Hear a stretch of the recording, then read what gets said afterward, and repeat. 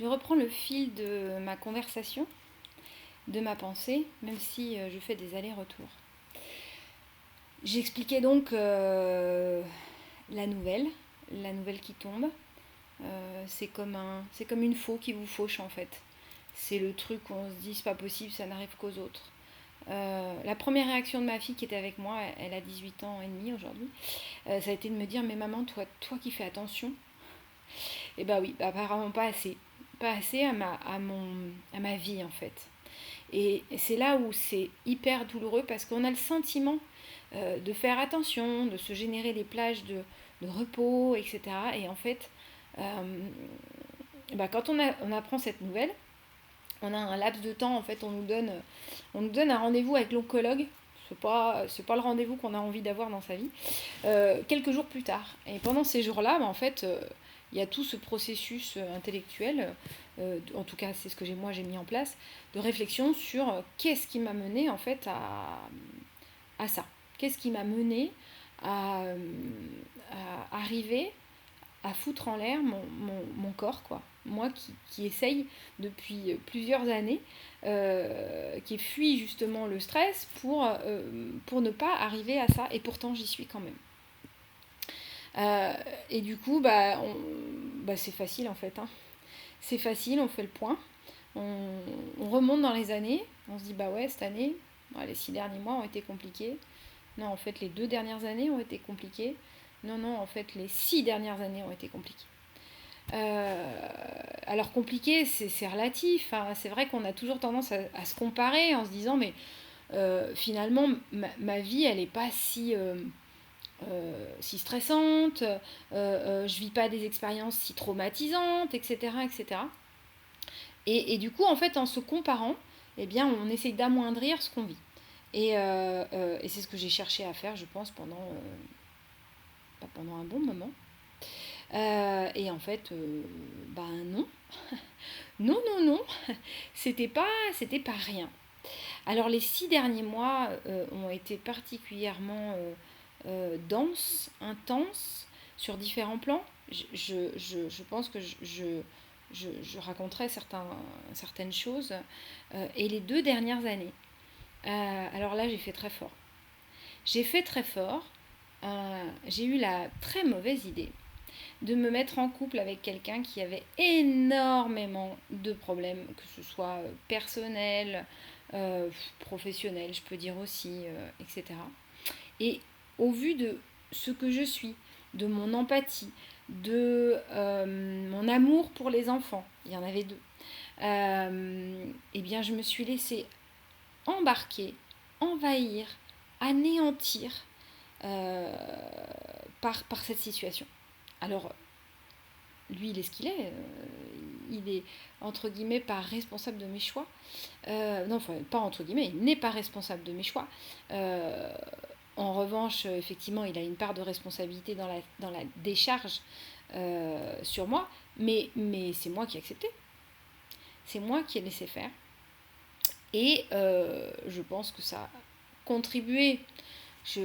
Alors, quand on vous annonce que ça fait 4 à 6 mois, a priori, que le cancer est là, on sait très très bien que c'est pas quelque chose qui n'est pas là du tout.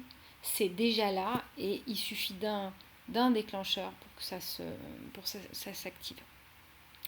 Euh, donc du coup, ça remonte quand même à 2 ans. Alors évidemment, je peux pas m'empêcher de me dire mais pourquoi je suis allée me mettre dans cette situation. Quel a été mon besoin d'aller dans, j'ai envie de dire, dans de l'autodestruction. Et quand je fais le point, je me dis que j'ai quand même, dans mon environnement, même dans la relation avec ma fille, etc., il y a des choses qui n'étaient pas justes du tout. Et je n'ai absolument pas voulu les voir. Tout me paraissait très juste, tout me paraissait, voilà, j'avais l'impression d'être missionnée, je pense, je sais pas, je pense que j'ai peut-être interprété en me disant, si je l'ai rencontré, c'est que je dois vivre ça. Et en fait, non. Non, et si j'analyse, en fait, si je reviens, et ça j'y ai beaucoup pensé même avant cette situation, parce qu'il y a eu rupture au mois de janvier, donc j'avais fait le point quand même sur ma relation. Donc janvier, a priori, démarrage du développement des cellules cancéreuses. Dès la première rencontre, j'avais eu l'intuition que c'était pas une bonne idée. Et je ne me suis pas écoutée. Je n'ai pas écouté mon intuition. J'ai voulu me raisonner, je pense, faire fonctionner mon cerveau. Alors que mon cœur me disait, mais non, n'y va pas, c'est pas bon pour toi. Donc ça, c'est les 2 dernières années.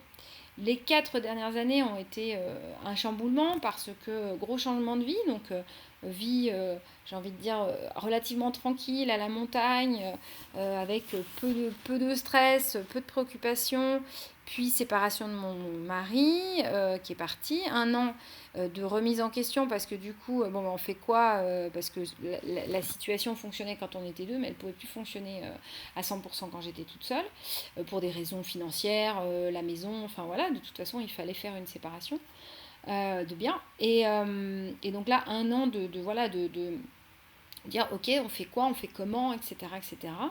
Et puis, donc, ça génère du stress, de pas savoir, en fait. Pas savoir, et puis de se retrouver seul, sans épaules, sans de l'écoute bien sûr, mais les gens qui nous entourent ne peuvent pas être des piliers, heureusement d'ailleurs.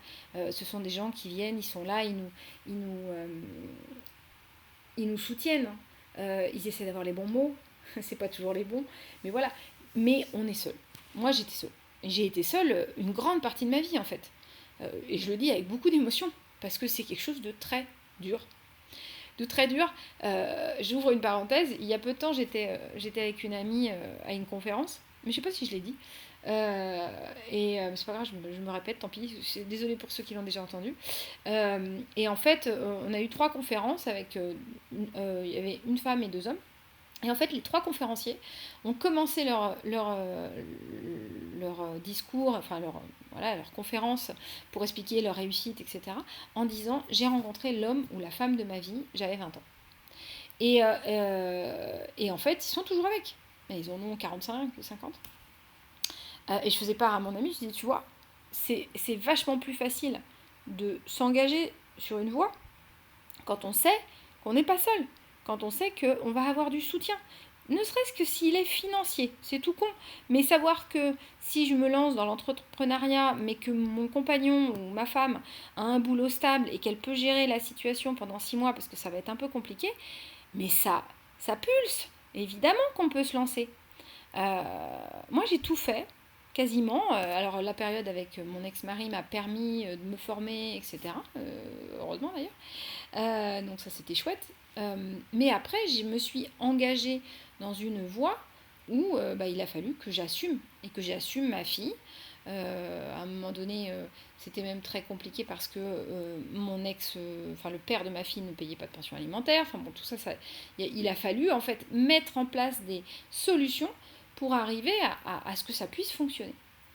Et évidemment, c'est du stress. Et je suis quelqu'un qui va toujours prendre son stress comme un moteur. Pour moi, le stress, c'est un moteur. Et peut-être pas en fait. Peut-être que finalement, mon stress n'est pas toujours un moteur. Alors après, je pense que je garde beaucoup pour moi, mes inquiétudes, mes préoccupations.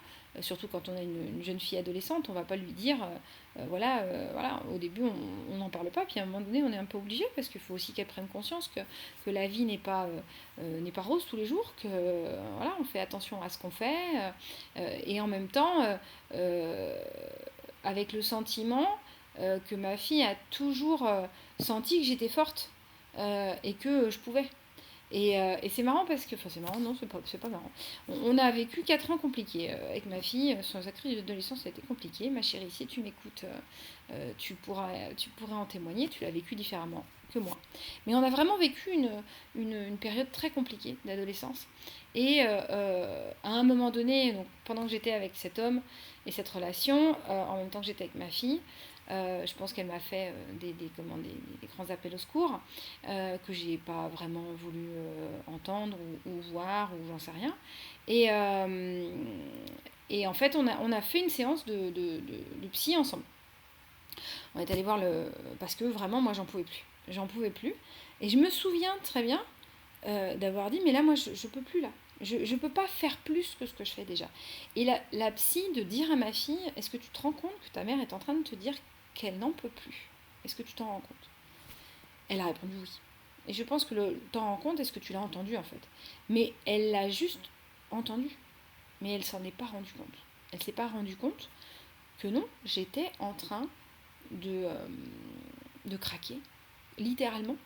Et que j'avais besoin, même si pas de grand chose, mais d'un support à la maison, de quelqu'un qui au moins n'en rajoute pas quoi. Et en fait elle en rajoutait sur des conneries, mais des choses qui moi me touchaient et où j'arrivais pas en fait à passer outre.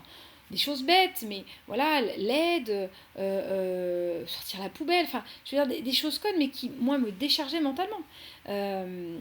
Faut savoir quand même, pour la petite histoire, qu'à un moment donné, j'ai dû donner mon chien parce que c'était une telle charge mentale, parce que je gérais toute seule, qu'elle s'en occupait très peu, et j'ai dû le donner.